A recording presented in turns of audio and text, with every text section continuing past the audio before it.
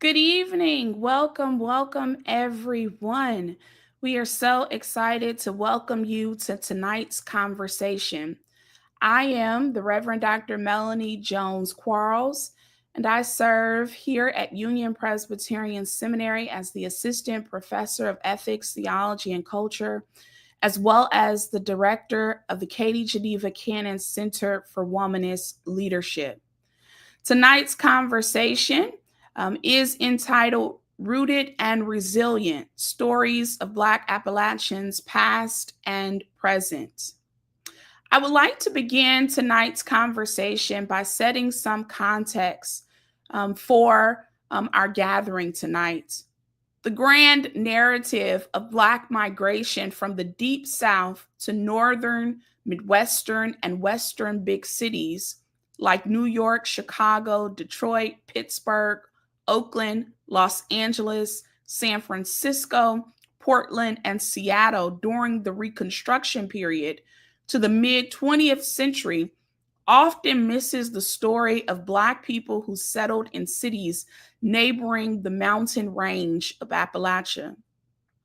Though the region bears a unique history of settlement and race relations, from Indigenous Americans to enslaved Africans, subsistence agriculture with farming related jobs, and the economic prospects of coal mining attracted African Americans in large numbers to camps and communities throughout urban and rural Appalachia.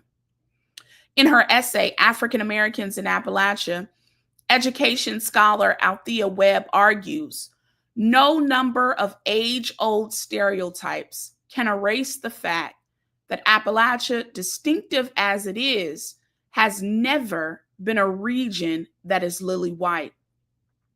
Today, the Black Appalachian community is a vibrant and diverse group representing the largest racial minority in northern, central, and southern regions of urban and rural Appalachia. This month, in recognition of Black History Month, we host this webinar entitled Rooted and Resilient Stories of Black Appalachian Past and Present in order to engage the rich cultural history and the current experience of Black Appalachians. We are honored tonight to have with us Naomi Hodge Muse and Dr. Christopher A. Brooks, who are both the authors of Tales of Kohler Hollow and African American Family in Rural Appalachia. They will present tonight a historical portrait in conversation with their book of Black Appalachia, Black Life in Appalachia from their work.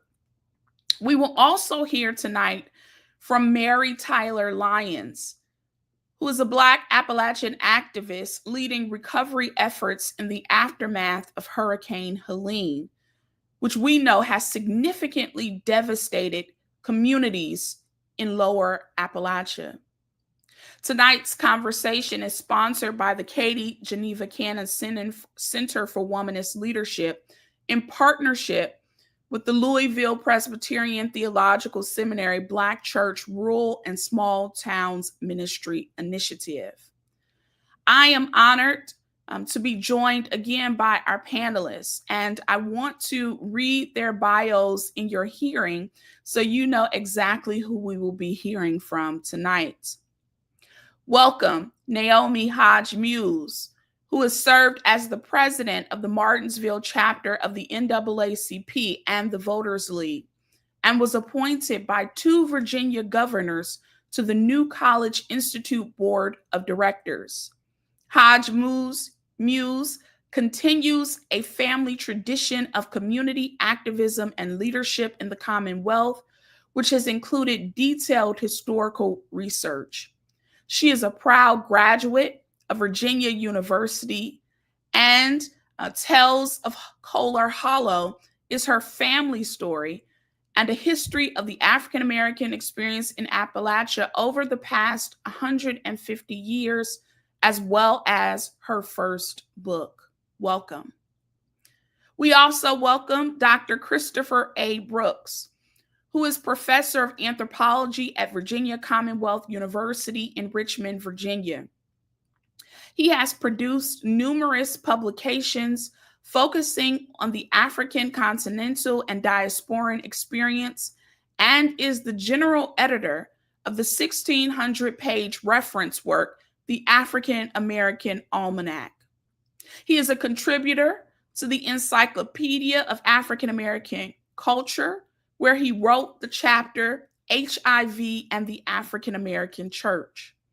His other publications include chapters in the African and African American religions and religion and war volumes in the Religion and Society series published by Routledge, and he has a chapter celebrating the centennial W.E.B. Du Bois landmark publication, The Souls of Black Folk 100 Years Later. His article is entitled, The Souls of Black Folk, Can a Double Consciousness Be Heard?, where he examined the prophetic statement Du Bois made about the crucial issue of the 20th century being the race question. His first book in 2024, The Tales of Kohler Hollow, an African American family in rural Appalachia, was on Amazon's best-selling books list for 3 weeks. An audio version of that book is now about to go into production. He also presented a talk in the series on that work last fall, and his forthcoming work that is to come is Dual Pandemics, HIV and the Coronavirus in Several Kenyan Communities. We also have with us tonight Mary Tyler Lyons. Mary Tyler Lyons is the Leadership Development Manager at the North Carolina Black Leadership and Organizing Collective, which is an NC formation composed of Black-led organizations, businesses, and community leaders who are dedicated to implementing community-based strategies focusing on the material conditions for Black communities in North Carolina. Mary envisions her role as one that can provide many opportunities to honestly assess where folks' skills and politics can grow in ways that their community, and their values can be honed and practiced. She describes freedom as being able to learn, dream, and create with full autonomy and awareness that your success or failure is not tied to your intrinsic personhood and will not threaten your safety or material security. As an activist, she hopes that real and accountable freedom will lead to innovative answers and further questions in service of community. Welcome, Mary. Last to join us tonight as a co-moderator is Kara Anderson, who hails from Rockbridge County, Virginia. As a first-generation college student, she received her Bachelor of Arts in Religious Studies and Christian Studies from Roanoke College in Salem, Virginia. While there, she wrote and presented a comparative martyrology between Christianity and Islam as a means of combating religious radicalization and violence as a departmental honors project. She is currently a student at Union Presbyterian Seminary in the Master of Divinity and the Master of Arts in Public Theology dual degree program. And she intends to pursue doctoral work after graduation. Kara's research interests include feminism, comparative theology, interfaith relations, and regional specific studies related to Southern Appalachia. Her internship, as she serves currently as the KGCCWL field intern, has her exploring the relationship between womanism and feminism. In recognition of the sometimes fraught relationships between feminists and womanists, she wishes to contribute to the potential for co-liberative dialogue between the two. She believes that intentional self-education and reflection must be the starting point for such conversations as we learn to navigate being both insiders and outsiders in these exchanges. Welcome tonight, Kira. For those of you who have joined us tonight, if you can let us know that you are with us by just dropping your name and where you are joining with us tonight so that we can know that you are accompanying us in this conversation. We begin tonight first with some dialogue and discussion about the book Tales of Kohler Hollow.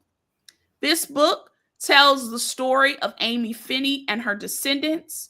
Amy, a formerly enslaved Black woman, gained her freedom and established a homestead in the Appalachian Mountains during a time in American history when she was dehumanized for the color of her skin and devalued for being female.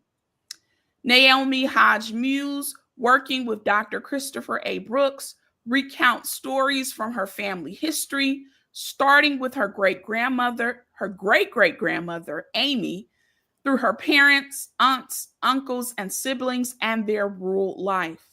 Their family story represents a microcosm of the African-American experience in Southern Virginia from the mid-19th century to the present, along with the complications, joys, tragedies, and sorrows that surrounded them.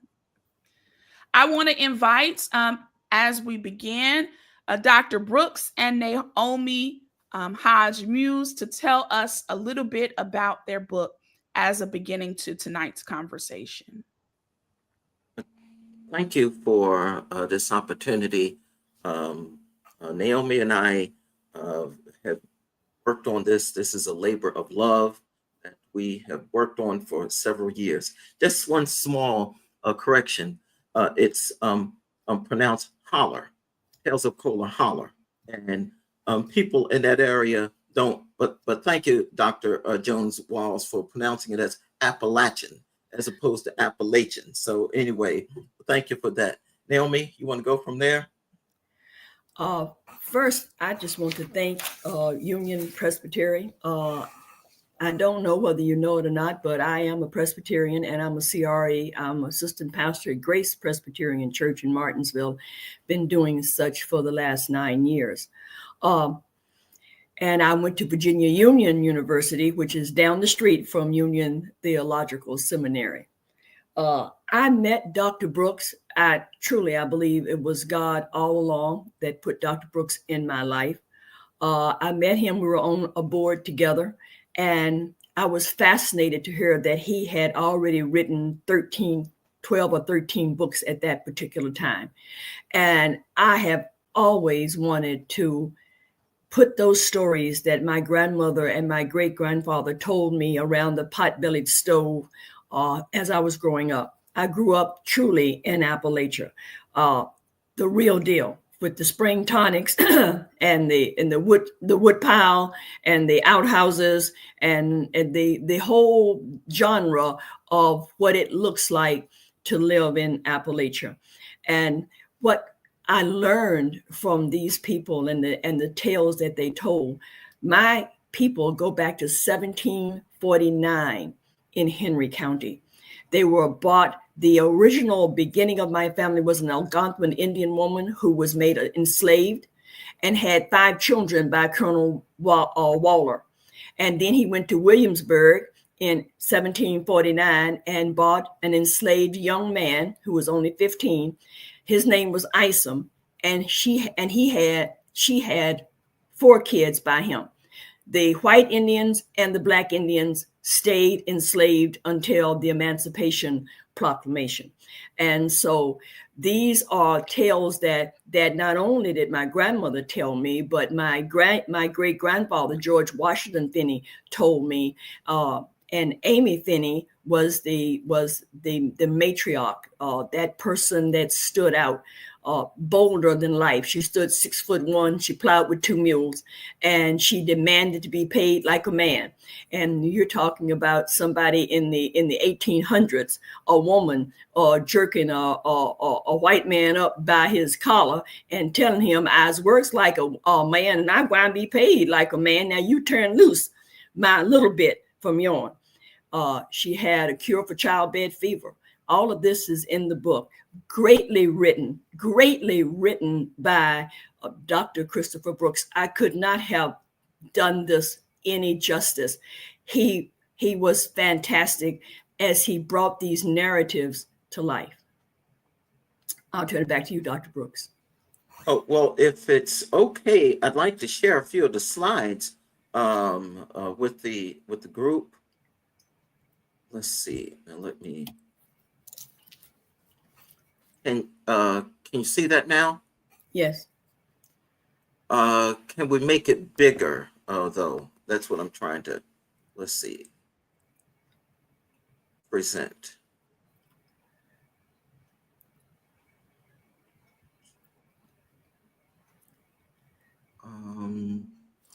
Somehow that's not, I don't know if you all can see. We can see it. We can see it. But I can't advance it, though. Can we, let's see. Okay, there, let's see, there we go. You can see it. Just do page down and it'll go to the next one. Okay.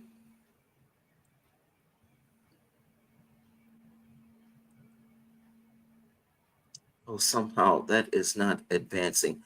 In any case, this is where the story begins with the abandoned cemetery in Philadelphia, Virginia, called Mountaintop Cemetery. Mountaintop Cemetery. And what was significant about it is that it was a let's see, just a minute. That I'm trying to get it so that something is blocking me from making it big at the there. I'm sorry about that. In Philadelphia, Virginia, and this is where Amy Finney, born in 1850, is interred. Now, it had been a cemetery where formerly enslaved Africans were, and the reason that, or you could tell that it was such, that you would see a brick-sized stone on on the ground, and that was typically a indication of someone having been buried there. Let's see. I wish there was a way for me to get to, so I could make this a little bigger. Where it's show chat. Okay, someone removed it and then it went back in. Okay.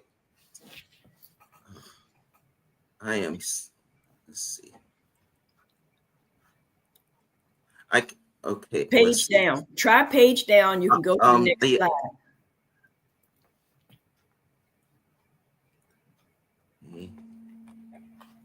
Yeah, that function isn't working somehow.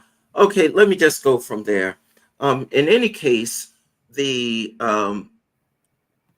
significance of that mountaintop cemetery is that that's where a number of Naomi's family is buried. The last person to be buried there was reportedly her great-grandmother, Rosabelle Waller Finney, who died in 1968. And as I said, she's reportedly the last person to be buried in Mountaintop Cemetery. So this is really what captured my imagination, that signaled to me that this was a powerful work, a work that was really, that I had to help see the light of day. And so any case, and I'll try again to see if I can get to it, but I can't. I'm sorry about this. I can't advance it at all. In any case, the significance of the homestead is that it was built literally brick by brick, boarding and the whole thing, more than 100 years ago by Naomi's great grandfather, George Washington Finney. And it in 1924 is when the homestead known as Cola Holler was completed. Now it has been renovated, updated since then, but it celebrated its well, I guess 100th birthday then. So the process involved with the book is that we started out initially with like over 50 or so vignettes, but that didn't really work as such. So after a few tries here, different iterations of it, we came up with the idea of focusing in on the various figures and putting them at the center of each chapter. And that formula is what worked out much better. And so, as Naomi said, throughout this process, we had to look at a number of the individuals there, her mother, her grandmother, Grandma Dolly, who turned out to be the heroine of this process because it was she who had known the formerly enslaved Amy, and it was to Grandma Dolly that those narratives were told.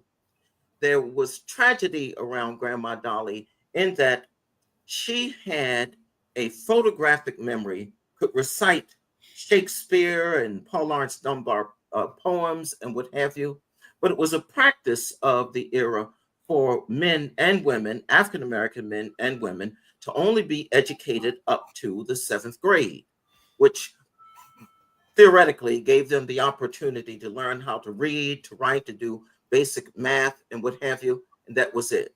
So going to high school, it was necessary to pay for it, and when a family didn't have those resources, they didn't go.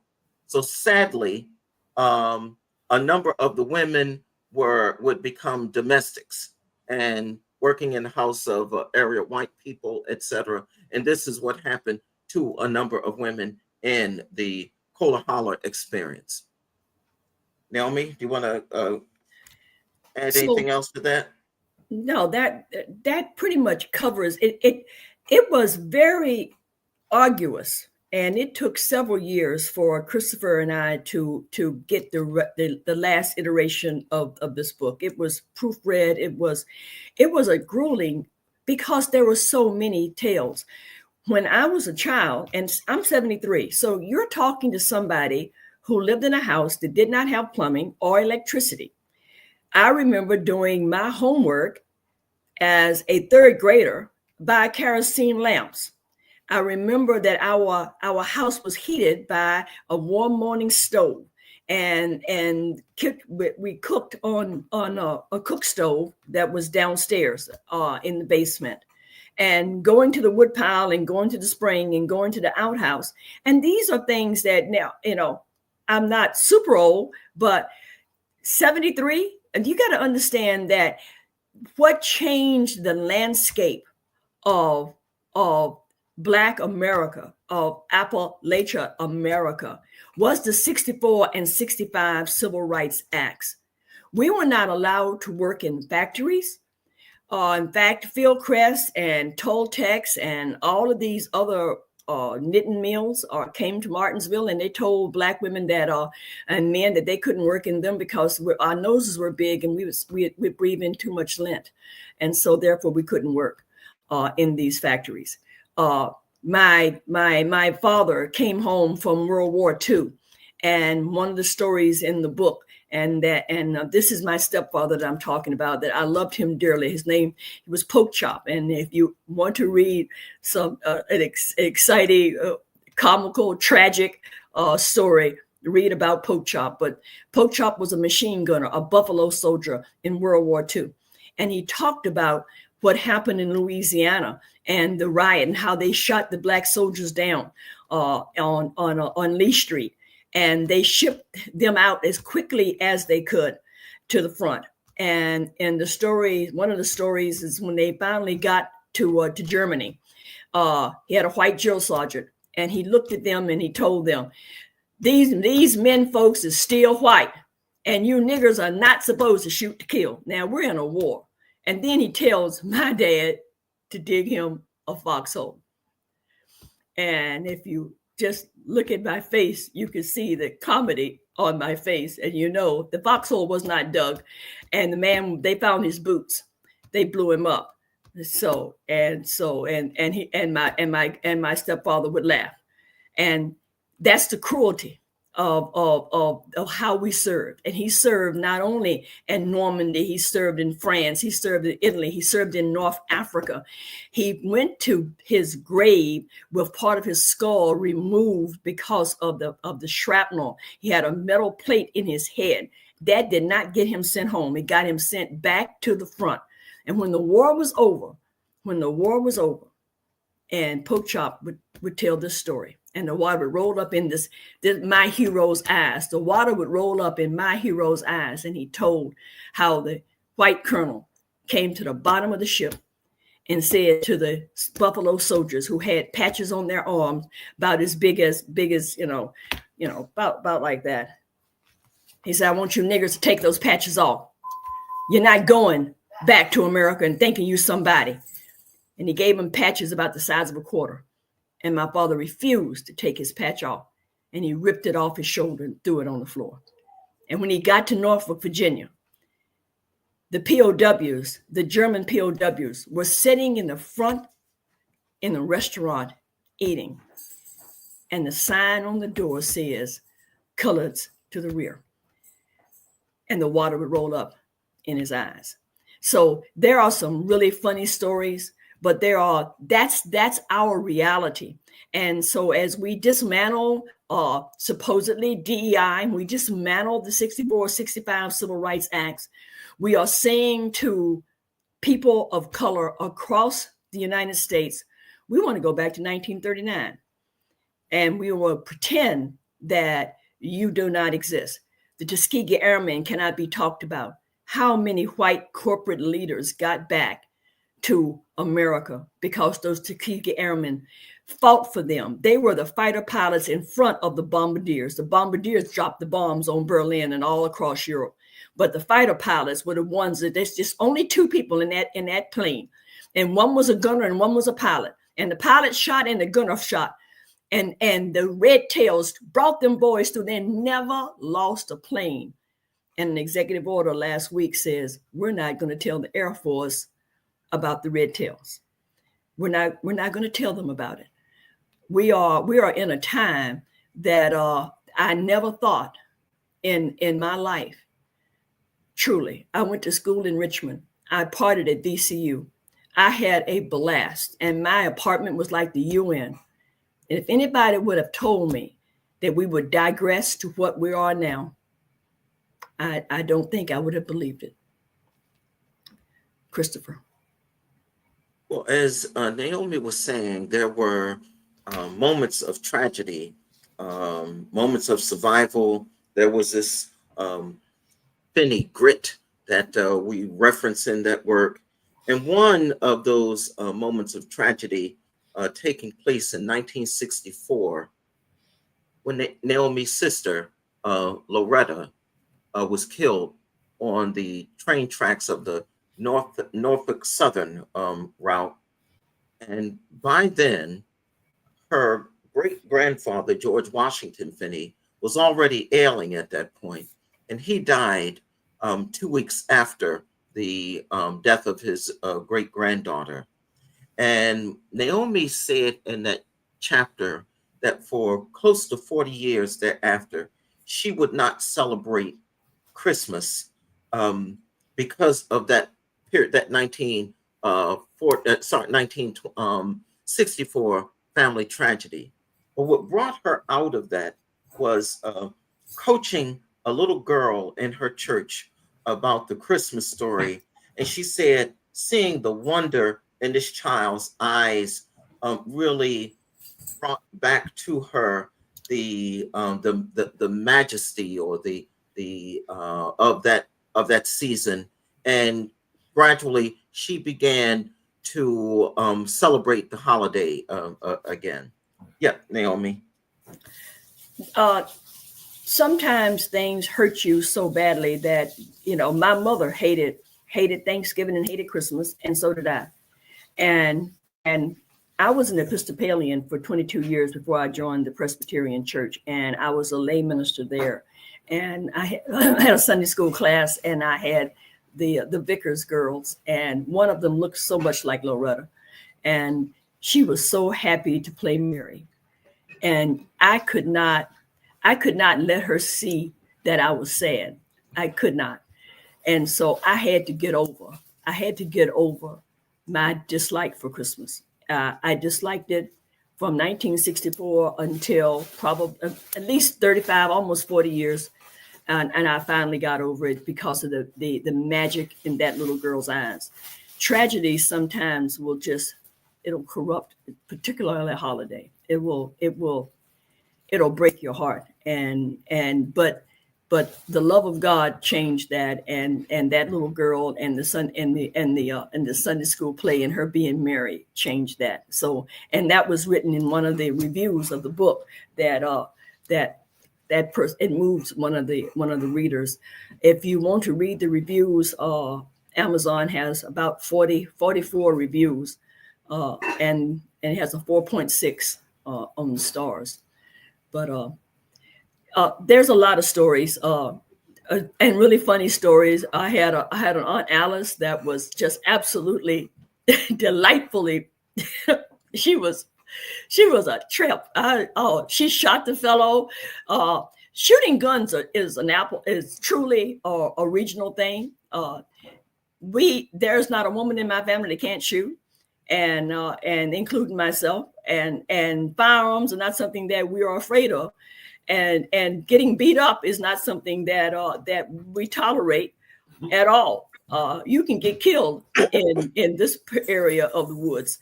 This docile women, no, we are not violent, absolutely not violent, and very, very supportive of the men folks in our family. But accepting being beat is not in our DNA. It's culturally not in our DNA. We will shoot you just to hear the gun go off. That's a direct quote from my mother. I will shoot you just to hear the gun go off. A little humor there. And if I could wrap up, and you all let us know when you're ready to take back over.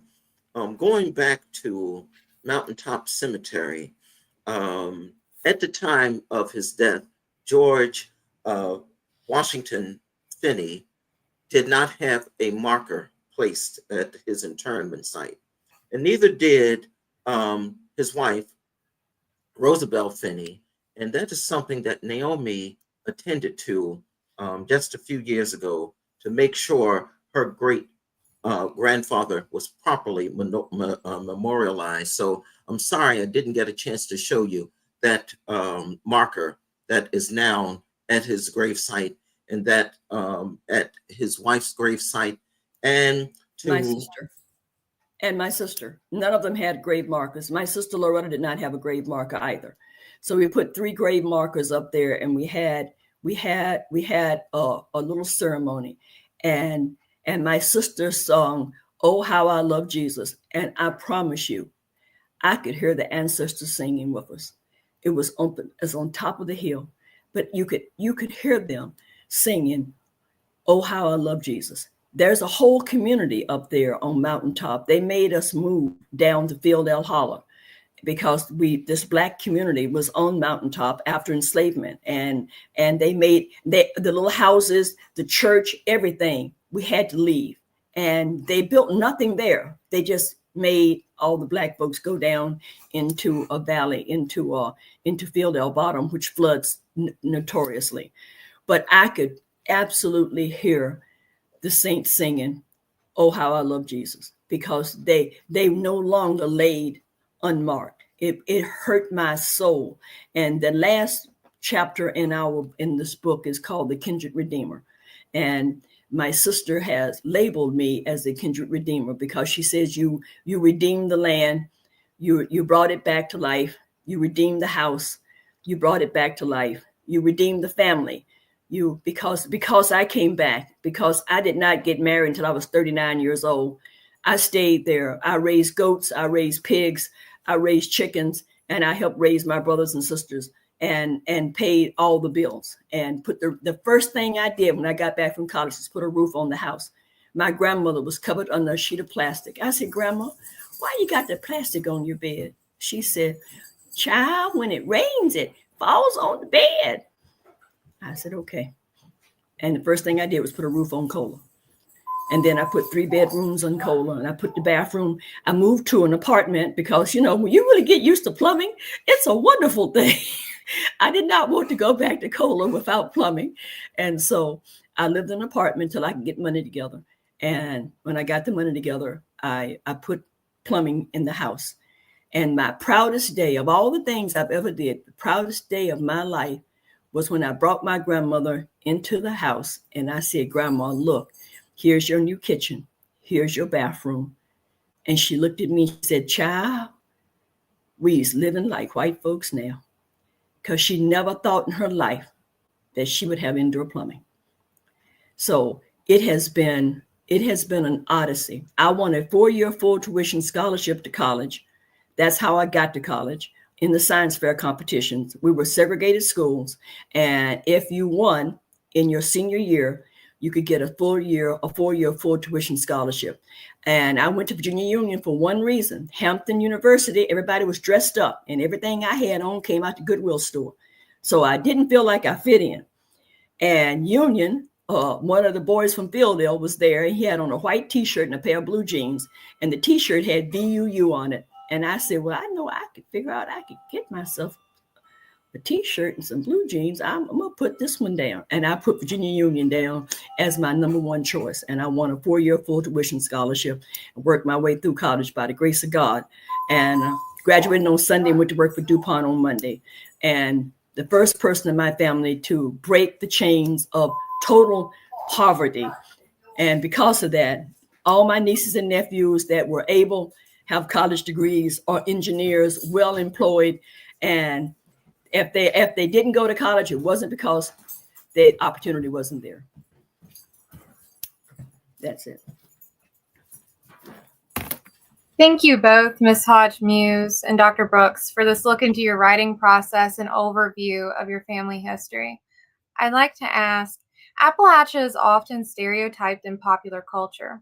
How does your book challenge or complicate those stereotypes, particularly concerning African Americans in the region?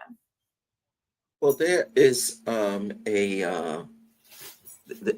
Appalachian regional commission, and based on their 2021 or 2022 statistics, there are close to 86 million people in that Appalachian region from Alabama straight up to New York.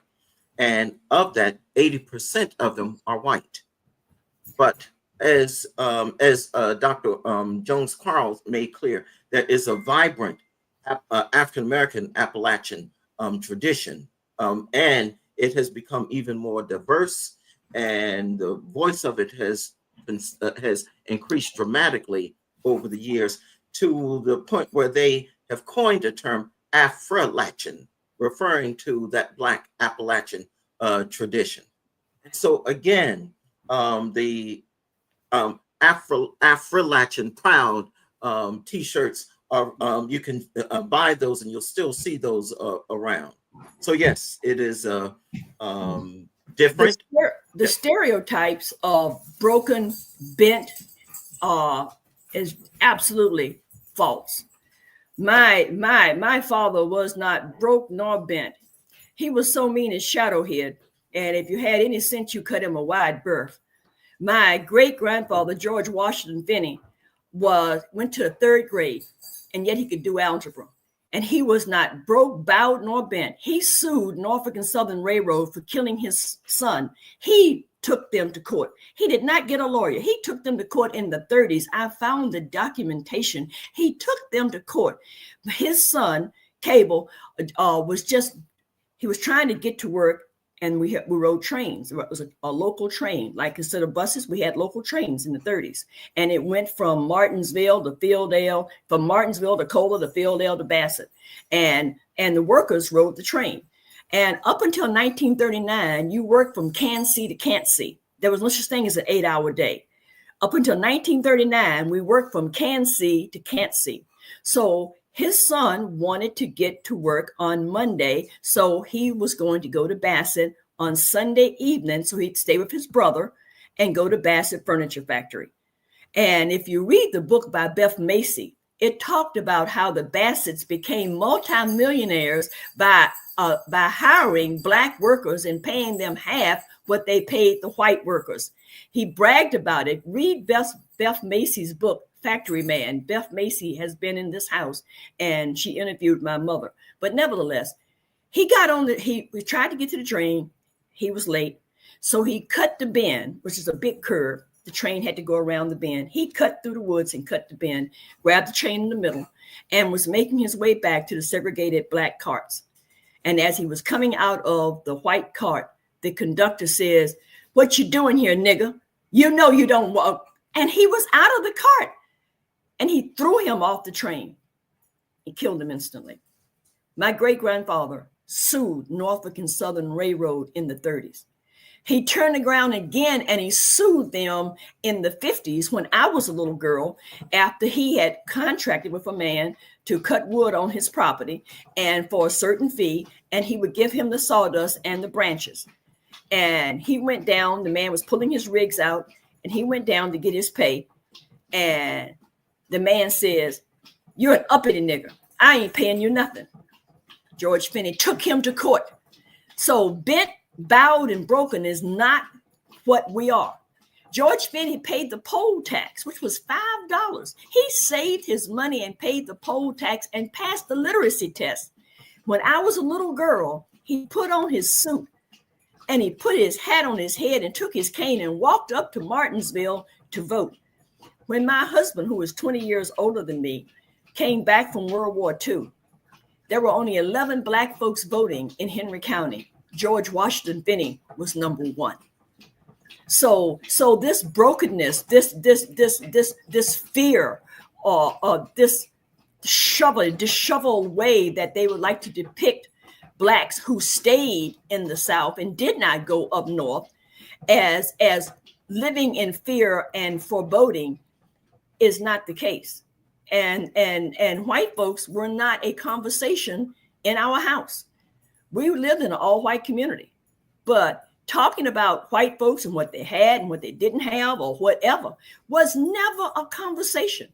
It was not spoken of. It was just, these are the people that live around us, and we speak and we keep on about our business. There was one particular story, and I witnessed it. Mr. Vi, who ran the store, gave my grandfather 11 cents too much. And my grandfather looked at him and he says, "Mr. Vi, you done give me 11 cents too much." And he pushed it across the counter. And it upset Mr. Vi to no end. His face turned blood red, because how dare this Black man say that he could outcount him. "Well, that's all right, George. That's all right, Uncle George." And Papa says, "I don't take what I don't earn." And he pushed it back across and he said, "Come on, gal." And we walked out the door. So it's a grit that we had, a self-reliance that we had. You depend on yourself. You take care of your family. They tried to come to my house and bring us welfare. And the lady came up to the road and came to the house and said, "You Mr. Finney?" I was a little kid, about 9. And he said, "Ab." She says, "Well, I'm from social services and we're here to, you people qualify for food assistance." And Papa said, "Now, what's this here? Assistance?"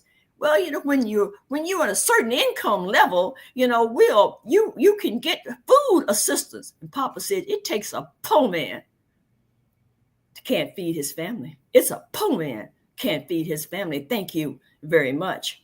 And she stood there, but, Papa said, "Thank you very much." And she sent her tracking. My folks never, ever accepted any type of welfare, any type of free nothing. We made it, And we didn't have it. We just didn't have it. But we made it on our own. And that's grit. And that's the same grit that I took with me to Virginia Union. I worked 40 hours on campus and 32 hours off campus. I rode a bicycle from Virginia Union to Willow Lawn. And I left class at 3:45 and clocked in at 4 o'clock and worked till 12 o'clock at night and rode my bicycle back down to Virginia Union. And by somebody figured out that I was a girl, I was 2 blocks gone. Just that's how fast I rode that bicycle. And it was no such thing as going down to tell somebody that I didn't have money for a sanitary napkin. You make it out of toilet paper. Just grit. That's the thing that was passed on to me, grit. It's the best thing you could possibly have in this world. It's just your own guts, your own determinations, a true north. There are some things I will never do. I won't beg, steal, nor kill. Got the grit, but I'm going to make it. I'm going to make it anyway. So that's the stereotype that should be here, but is not shown. Mm-hmm. Thank you so much. This has been so refreshing. I think as we close out this session and move to some more conversation about what's happening in the present, I think both of you underscore the resilience of Black Appalachians and this grit, determination. I love that Naomi introduced to us. I wonder, how has the book so far been received? I know that it's been on the Amazon bestsellers list or book list for a number of weeks, but are there any ways that there have been recent promotions of the book or celebrations of the book since its publication last Juneteenth? Well, in terms of it, it has been nominated for a few awards, but we won't find out about those for another couple of months. And I'm hopeful that that will result in even greater exposure, because it really is a wonderful story. What Naomi has given you today is just really the tip of the iceberg, if you will. But I believe that Tell it them really about Fayetteville. Tell them about Fayetteville State. Oh, at Fayetteville State, there's a professor there who has who intends to adopt it as a required reading for her class, and we are hopeful that the same thing will take place at Virginia Union as well, which is, of course, Naomi's alma mater. Dr. Lucas says that he's going to put When Hell Froze Over, which is Doug Wilder's book and my book, as mandatory reading of this year. But I haven't seen anything in writing yet, but it's in writing at Fayetteville State University. This is wonderful. Thank you, Dr. Brooks and Naomi. We'll invite y'all back in just a bit. There's been quite a bit of celebration in the chat about this conversation. Welcome to Rebecca, who's joining from Minneapolis, from the traditional homeland of the Dakota people, and Joe Booker, who is from Richmond, and looking forward to our exchange about this rich history. Welcome, Agena Rogers, also from Richmond and raised in Roanoke, has her experience as a park ranger at Blue Ridge Parkway, interpreting the Black Appalachian experience, and so many others who have just joined to say that this story is certainly beautiful and a story that needs to continue to be told. I'm excited to welcome Mary Tyler Lyons, who has been doing some phenomenal work as an activist, particularly around the North Carolina kind of region around Appalachia, and is going to tell us a little bit about some of the work that she's doing, but also some of the relief efforts that are happening right now in recovery of Hurricane Helene and some of what Mary's doing. So Mary, we'll back away so that you can kind of take center stage. Whew, I just am soaking up those stories in particular. Oh, y'all left real fast. Hey, y'all, my name is Mary. My pronouns are she and her. I am so thrilled to be a part of this conversation. And some of those stories that Miss Haas, excuse me, I'm not looking at looking at it written out right now, so I might get people's names wrong. But some of the stories that Miss Hodge Muse in particular shared. So striking and so familiar when I talk to other folks in Appalachia with a rich history.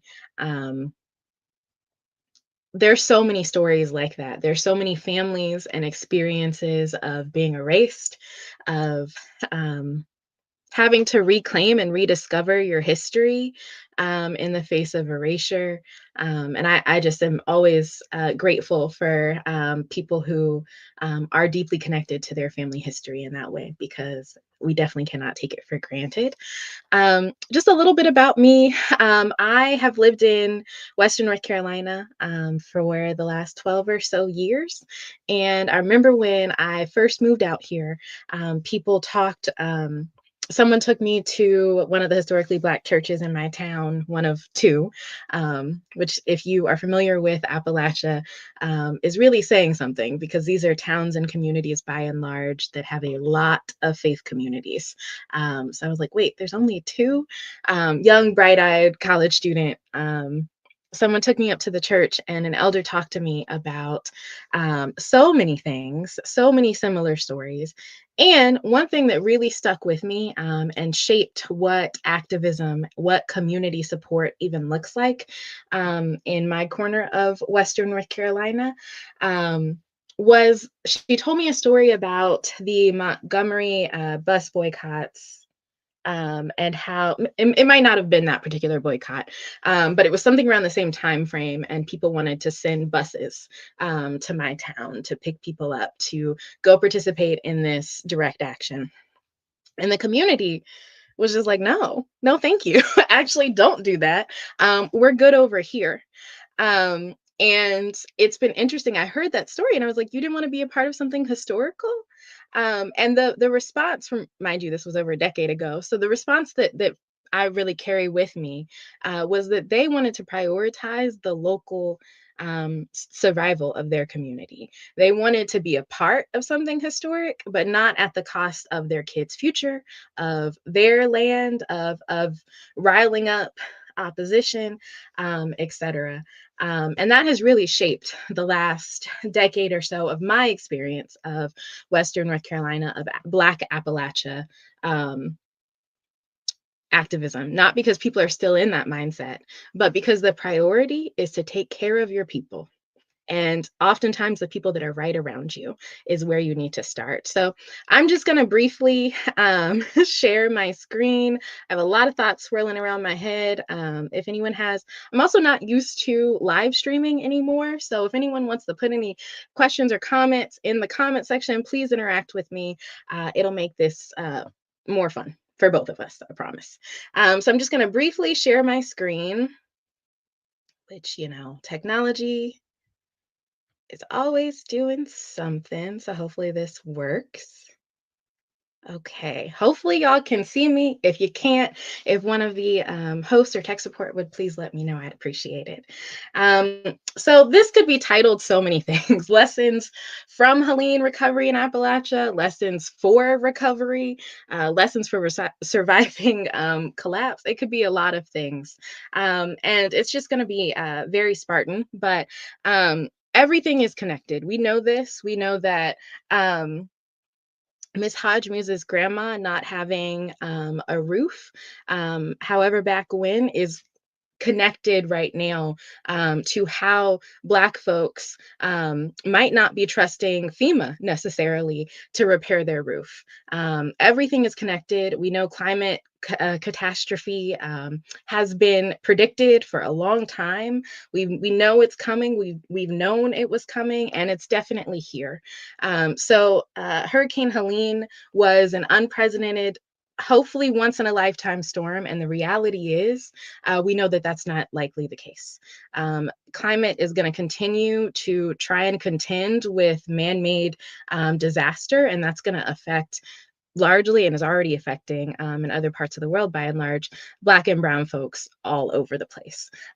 When you factor in the fact that in Appalachia, these are communities that largely didn't have much infrastructure or investment to begin with, when you have generations of divestment, when you have generations of neglect, and then you're hit with unprecedented and catastrophic conditions, how do you recover? What is recovery? How do you move? And remembering that everything is connected has been very helpful for myself and others in my community in a number of ways. Another lesson, know your community. Know, just like I started with that little story about people in my community and sort of what their mentality was around politics, that's something that I can never forget. And the reality is, when we get out of this is a highfalutin political or historic, or this is something nebulous or out of range, when you get out of that mindset, it is very clear to you. Your role is to take care of your community, which is why a lot of people, I'm sure you've seen stories in the wake of Helene of people helping their neighbors. There have been really amazing experiences. I can't speak to those experiences because I largely haven't had them. I and a lot of other Black folks that I know, specifically in North Carolina and South Carolina, were met, instead of some of the stories we might see on the news of, white people grabbing their chainsaw and going out to support.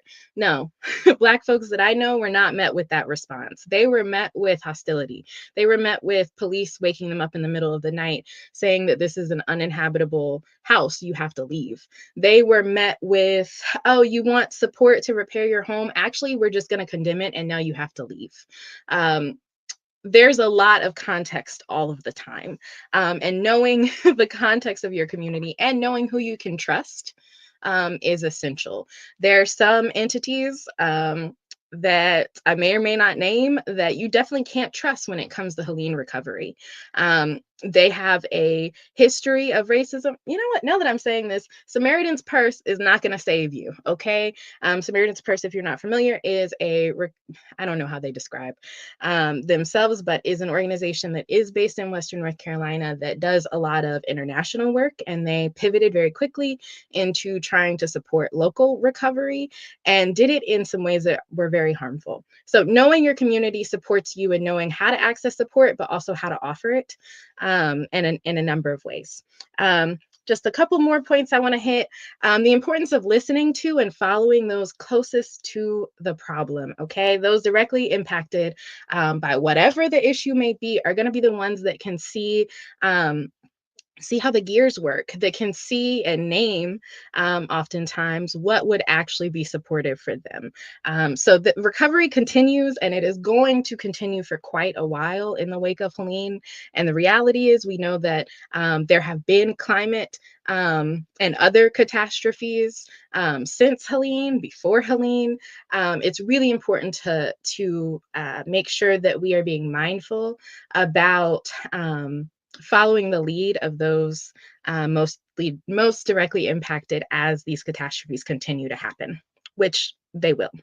Appalachia is incredibly diverse, and Black folks have been here. Black and Indigenous folks have been here. Black, Indigenous, and brown folks have been here, and we're not going anywhere. And the reality is, I have myself experienced racism at distribution sites for supplies, even going to volunteer at some sites or to check on some neighbors who might not know me. The initial response is almost always hostile. And almost always sounds extreme, but the initial response, it's one thing to be guarded. It's another thing, trust your instincts when you're like, this is actually racism. These are maybe not my people. Let me continue to find my people. And if you are in a situation, I know there are a lot of clergy and folks related to faith-based organizing on this call. If you are ever in a situation to offer support to people, please interrogate how you interact with them and how you do or do not know how to respect their traditions and culture. Lastly, this, as is every day, an opportunity to prepare and to practice. These things, these events that are going to continue to happen. You really could wake up one day and not have a home, not have anything to your name. You could also be just fine. You never know. And not knowing how to navigate these situations as they come up, not having water, not having power, not having a structure, not having transportation, knowing how to navigate these things are incredibly important. And I'm actually going to stop sharing because I think, at the risk of continuing to talk to y'all, I think there might be some questions for me. Um, I would like to also speak to, so I wear several hats. At the beginning of the call, Dr. Jones-Curls shared my professional work, which is with North Carolina Black Leadership and Organizing Collective, NC Block, an organization that I love and I think everyone should support, that is working to shift the material conditions for Black folks in North Carolina. Now, the reason I also want to shout out Micaiah, Bear, the Black Appalachian Young and Rising organization. If you're interested in ways to support folks directly on the ground right now, those are two great resources to look to. Thank you, Ms. Lyons, for giving us that crash course in how to engage in activism. Can you tell us a little bit more about your journey to activism, and particularly in North Carolina and Appalachia? Yeah, I'm sorry, I'm laughing because trauma. I'm laughing because for a lot of Black folks and for just people being activated, it's not an easy path. It's not a fun journey necessarily. And I'm remembering something that I'm sorry, Miss Naomi, I'm having a hard time remembering your last name. So I hope that you don't mind me calling Miss Naomi, but I'm remembering something that you said that really stuck with me around the need to be intentional about how young people can steward Black Appalachia for a short amount of time or for a long time. I don't have family here. But I have chosen family. And I remember when I moved here in 2013, I moved here as a college student. It was supposed to be temporary. I was homeless at the time, and the easiest pathway to housing was a 4-year institution. So I ended up in Western North Carolina at Appalachian State University, a university that proceeded to traumatize me over the course of the last decade in the course of pursuing a degree. I have a hard time seeing something and not saying something. Existing in the midst of racism, discrimination, violence, and not intervening. And I think that that is something that God placed in me, but I also think that it's something that being Black in Appalachia fosters. Either you answer the call of community and show up and support, or you just worry about yourself and you get in, you get out, and you never think about it again. But being intentional about activism in Black Appalachia is super important to being in right relationship with the region and to really honor all the history that is there. So, not many folks are aware of the devastation that was faced in regions of Appalachia as a result of Hurricane Helene. For some, that was a small window by which there was some kind of notice that there was a storm that had hit the lower region of the South, and not much information shared as the real kind of devastation that exists. Can you talk a little bit about that, and in what ways you or your organizations have been responsive to these communities post Hurricane Helene? Yes. The devastation of Helene. I thought about including pictures in my slides, and I just could not. Um, Roads should not crumple like toilet paper. buildings should not fall like matchsticks. The devastation is significant for a lot of people, and I came out of it very easy. I live in Appalachia, and I was out of town at the time that Helene hit. And at the time, my biggest worry was checking on people. So the amount, knowing your neighbors, I cannot place enough value on knowing your neighbors. I'm glad the question is on the screen for myself as well. So NC Block, North Carolina Black Leadership and Organizing Collective, we go where we are asked. So I live in Western North Carolina. A number of our members do. And as it went from thunderstorms predicted from Helene, it went from that to unimaginable, unpredictable devastation. Whole communities don't exist anymore. The people do, so the community will again. But the structures, the resources have been affected in some ways that are still unfolding. People's ability to be safe in their home, to go to work, to take care of their kids, their pets, all of those things were affected and are affected in a lot of different ways. Some of my loved ones won't have running water for an unknown amount of time as they try and repair their home and jump through all of the hoops that takes. Some people had running water in the middle of their house. The devastation is significant, and I encourage a Google if you would like more specifics about that. In the aftermath, because Block members asked, what are we doing about Helene? We started fundraising immediately.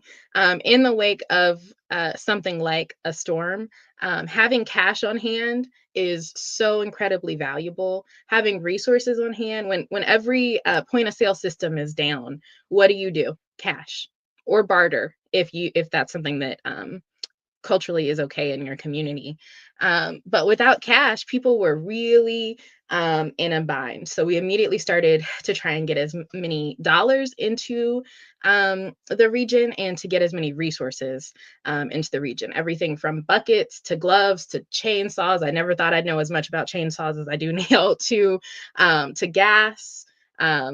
And that continues. So there are some amazing resource distribution sites in the region that will continue to be needed well into the future, definitely through the end of this year, if not longer. I also want to speak briefly to the don't donate things that people don't want. So some of the support looked like in the aftermath, people trying to send clothes, people trying to send things that are not practical when you have to move with what's on your back, what you can carry. So just be really intentional about, and we as Block had to be really intentional to make sure that we were supporting in the ways that were actually needed and actually helpful, not the ways that were easiest and most convenient for us. Are there some organizations that you would like to shout out for people to directly contribute to? As there are, sorry. Towards short-term and long-term recovery, as our viewers might think about supporting ongoing recovery efforts? Thank you for that question. There are, y'all, my memory, definitely meant to write those down ahead of time. Cornerstone Summit is a really great resource. They are a church in Boone, North Carolina, and they continue to provide resources. And then there's also, somebody put it in the comments if you can remember, the Trade State Line Resource Center. Hopefully I can follow up at the end of this call with some resources. But there are so many organizations that are supporting every day. I named earlier in the call one that I would not support if I were you. But there's so many great organizations that are trustworthy. Also want to encourage you to just donate to individuals. If you see someone who says, hey, this happened, I need help, it's okay to just give money to people. By and large, it's going to be more impactful. It's going to be more helpful. And it's an exercise in trust. Can you trust your community enough to give that dollar and not care about what happens to it, but to know that the person who needed that dollar is going to use it in the way that's best for them, because they are best positioned to make that determination. So I just encourage you to listen, to ask questions when it feels appropriate, but to just generally show up with an open hand. I think this is so helpful and important as we continue to blend connections between past and present, and kind of mark that this notion of resilience and grit, determination, survival, and are still noted virtues for Black Appalachians across, even after Hurricane Helene, and it continues, right, from past to present. I see a number of folks who are participating with us, and I'm going to invite, we have all of our panelists. Welcome back, Dr. Brooks and Naomi, and thank you, Mary. All of our panelists here, if there are questions that folks have about the book or even ongoing efforts that exist now. I would like Go to ahead, speak Damon. to Mary. Mary, thank you so very much for having the heart for activism. One of the things that immediately came to my mind is people condemning Black folks' property, is that there is lithium ion deposits through this area of Appalachia. And I'm telling you, if they let go of their land, they could be letting go of a legacy that they do not want to let go of. So you tell them, I don't care if they're going to condemn my house. I'll figure out a way to put another trailer on it, but do not sell your land, because there's ore under this land in Gaston County, in the Piedmont area. I'm looking at it and do it out. And so please, do your research about the lithium ions and the mining that's taking place, because they could be losing out on quite a bit of money if they understood what they were selling. So do not be too quick, okay? And please send me. I would like to make a donation. Send me a link that I can donate to. I don't have a lot, but when you ain't got nothing, $50 is better than nothing. Okay. But God bless you. And thank you so very much for caring. Thank you. Absolutely. So, folks, if you're online joining with us, feel free to drop questions in the chat there so that we can ask our panelists as well. I wonder, as we think about more conversations shedding light on African American heritage, what do you hope these conversations accomplish, especially as we engage regions like Appalachia, where the stories have largely been erased? This is open to any Okay. panel. I think that it's important to note that there is not one African American experience as if it's a monolith, and that Appalachian African American rural experience or more urban experience is different from that person who grew up in an urban area, Washington, D.C., or Detroit, or New York, or what have you. And I think that it is important because, as Naomi implied, there are a number of traditions, bootlegging that was certainly explored, and I'm sure Ms. Lyons is familiar with that as well. There's a long tradition of that, and culturally, that comes out of the NASCAR races come out of that bootlegging tradition, because those souped up cars that they had at the time would be used for running away from the law or what have you. So I think that is a crucial point to make, that the Appalachian or the African American Appalachian tradition is varied, it is extensive, and it depends in many ways on the geographical location.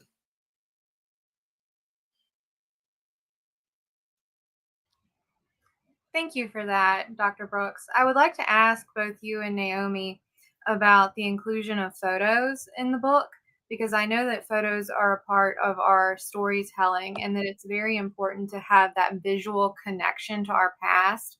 And I just wanted to ask a little bit about how did you make your choices in including the photos that you did? Were there other photos you wanted to include but you didn't? And how do you view photos as a part of your history? Well, you know that adage that one picture is worth 1,000 words. Well, that is especially true in this experience. But there, in that area, I had to rely exclusively on Naomi because she was the one who went to Ancestry.com or to other platforms or formats, what have you, to locate things, or going to archives in the area, libraries, and what have you, in order to identify them. So again, it was my job to really write. But for me, as a writer, as a biographer, etc., the pictures really help to visualize, to put yourself in that experience. And even though it's a photo, a visual representation, oftentimes there's something behind that sparks the creative juices, if you will. So I agree that the pictures are very crucial, particularly to a story like this. We had an album, and my Uncle Sonny Boy, who was just a delightful person, he was an angel walking around. My mother and Uncle Sonny had looked in the picture album the day before he had a massive heart attack and dropped dead. And then my mother made the album taboo and nobody could touch it because she thought that if you open the album, somebody else would die. And so Christopher was pushing me so hard to get the pictures. I knew I had the pictures. I didn't have to go anywhere. I knew I had the pictures, but I had to make myself. If you understand Appalachia, understand this. You mind your folks. You mind your folks even when your folks are dead. Did you understand what I just said? You mind your folks even when your folks are dead. If you give your word to your folks, you give your word. If you tell your dying relative you're going to do something, you go and do it, they will haunt you. So it broke me. It was so hard. And finally, Christopher just continued to insist.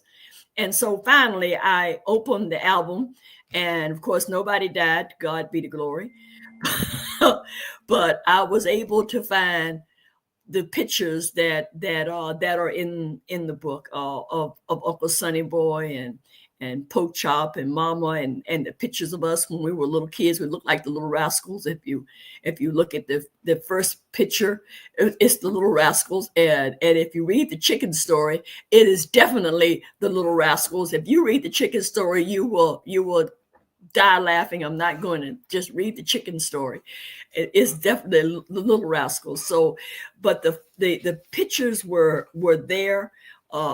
I didn't have to go too far to find them, but it was just Mother insisting that we don't open the picture album.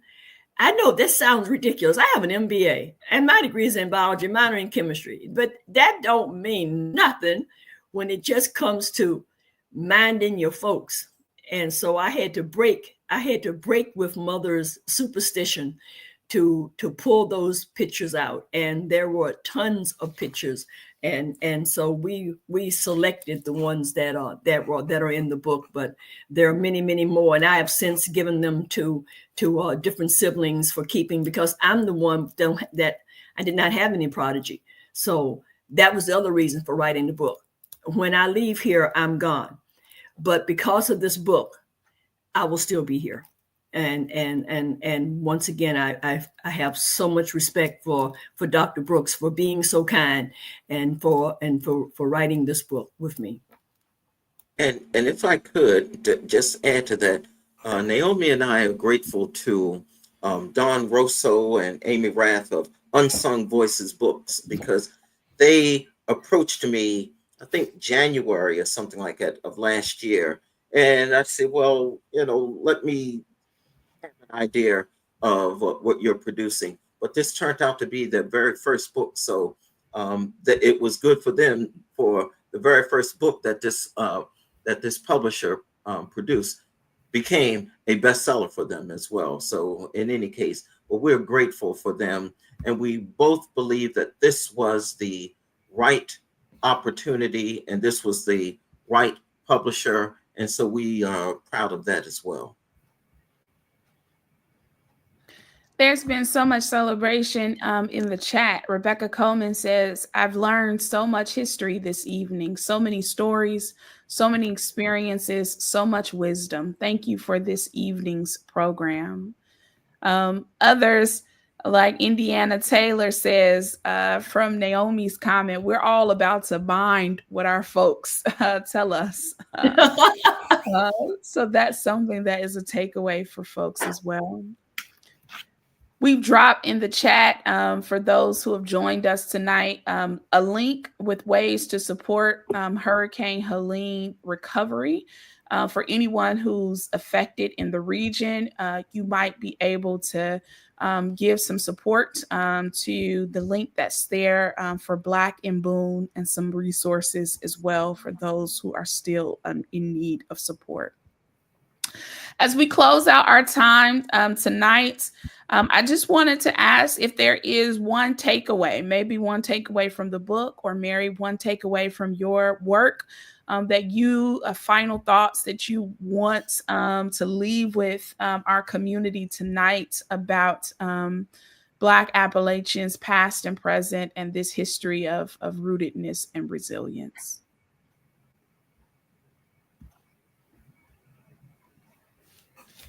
Yes, I would like to add, y'all, racism can ruin everything, and it will if we let it. I want to add that when it comes to this conversation of supporting recovery and resources, there's a rich history, as many of us just learned on this call, of Black folks in Appalachia, and that takes intention. It is hard. It can be for many, some it can be hard to stay here. Whether it's opportunities for employment, opportunities to make a home, opportunities to, I could go on. It can be hard for Black folks to stay here, and that is not an accident. So if you see an opportunity to support, please do. I'd be remiss. Friends out in Eastern North Carolina were some of the first people who were able to sit down with us and talk about, when you're recovering from a hurricane, what do you do? And they were so helpful. And one of the things that they made me understand is that Appalachia, especially for Black folks, is an under-resourced area. There have been generations of Black Appalachians not receiving just basic support, basic supplies, basic things that we need. And then Helene hits. And all of a sudden, people were shocked, surprised. When you see devastation like that in a place that it has never been, people wanted to help, which is great. You get resources flooding into an area that is, my area I'll speak to specifically, is predominantly white. And those resources predominantly went to white people. Black folks then are left in the dust. Let's make sure that we are looking for who is left in the dust, whatever the issue may be, and supporting them. Friends out in Eastern North Carolina was like, well, we got the same level of devastation last year, and nobody was trying to help us. So racism, even in hurricane recovery, for those that don't know, Eastern North Carolina is a predominantly Black area. Western North Carolina is a predominantly white area. And to see the difference in how they will respond to helping, to suffering for Black folks and white folks was very stark. So racism really can affect everything. And having that awareness can really improve the ways that you're able to support your community and yourself. So I do just want to end on that note, because Eastern North Carolina showed up for Western North Carolina in some tangible and incredible ways, and they continue to. And when you can so starkly see how racism affects people's desire to help people suffering, that's something that we should never forget. So I'm going to sign off there, but I really appreciate this call and everything that Dr. Brooks and Miss Hodge-Muse have shared today.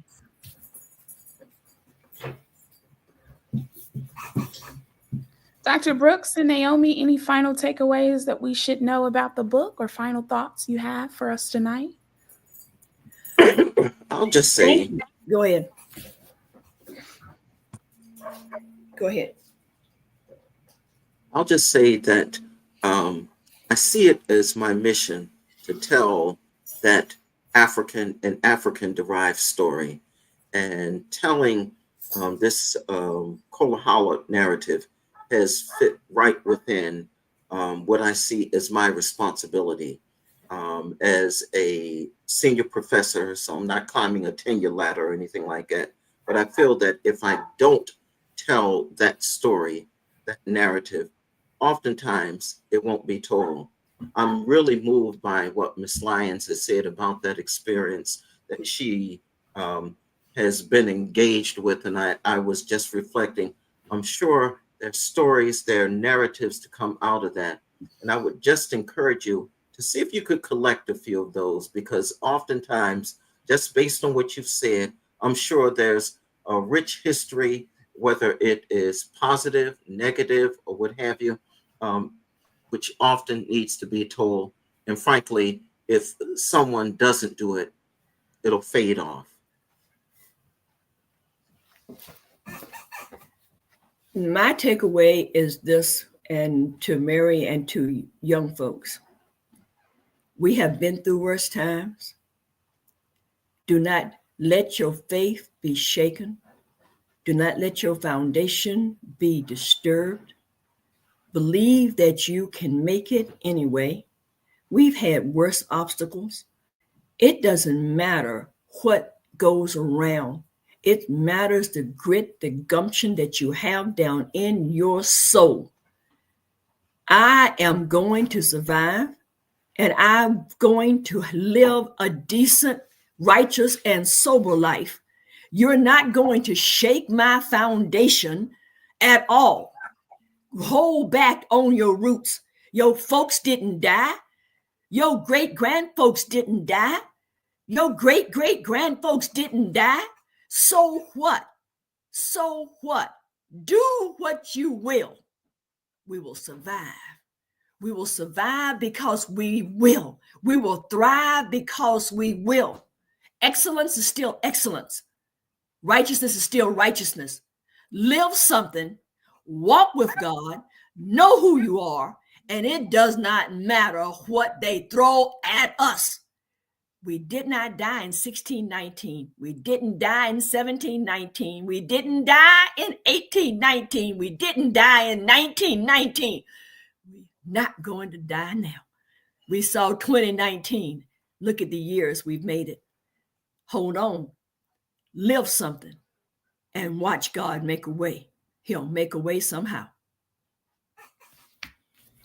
What an end. What an incredible end to our conversation tonight. There's been, again, so many accolades in the chat. Micaiah Davis and Rain Ebony, come through, Mary. You're so incredible. And as well as folks have been celebratory of Dr. Brooks and Naomi's work, saying that they are purchasing it right now to be able to share with their communities as well. L. Blackwell says, congratulations to you, Dr. Brooks and Mrs. Hodge-Muse, for your success. Best wishes on your nominations, peace and blessings. So we want to echo that support of this work. And certainly we are following that charge that Naomi gave us tonight to survive, to thrive, that we can do it with God's help on our side. For those of you who joined tonight, oh, Naomi, you want to say something else? Okay. For those of you who have joined tonight, you can help us to shape future content and to make the programs that we have even better. If you take a few moments to fill out a short survey, I promise you it's less than 5 minutes, but it helps us to understand the kind of programming to bring to you and the spaces that make it most possible for us to be able to share that information with you. So in the chat, you should see access to those Survey Monkey information. In addition, we will have our next Canon conversation the first week of March on Tuesday, March 4th, where we'll be dialoguing with Dr. Teresa Smallwood on her book of a public womanist ethnography and public theology, which I think is an exciting resource. So we will be able to dialogue with her. And we are also planning for an exciting conference in Charleston, South Carolina. Please save the date, May 1st through the 3rd, 2025. We will be in Charleston engaging the conference theme, This Joy We Have, Womanist Resistance in the Face of Manifold Evil. Last, I want to celebrate Kara Anderson, who's our field intern this year, who's also an Appalachian herself and was one who inspired this conversation. And I'm so glad that she was able to co-moderate with us tonight. And so thank you, Kara, for your questions and also for your presence and the wonderful work that you've been doing. In fact, Kara was recently celebrated, and she'll be receiving one of the graduate student fellowships from Union Presbyterian Seminary for her work and her continuing work as she pursues doctoral work in the near future. So congratulations, Kara, and thank you for joining us and working together with us this year. That is all so much celebration about tonight's conversation, and thankful, incredibly grateful, deep gratitude to our panelists for the time that you've carved out tonight. Despite any of the tech challenges, we made it through, and it was certainly a successful program that I know that will be a resource for folks, certainly in the near future. Thank you again, and good night to everyone. Take care. Thank you. Thank you.